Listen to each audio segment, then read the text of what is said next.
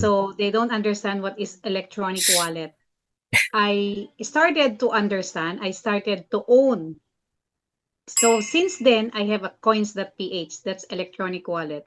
2016, yeah, 2016, I was introduced to Bitcoin, the number one cryptocurrency that is very expensive nowadays. Mm.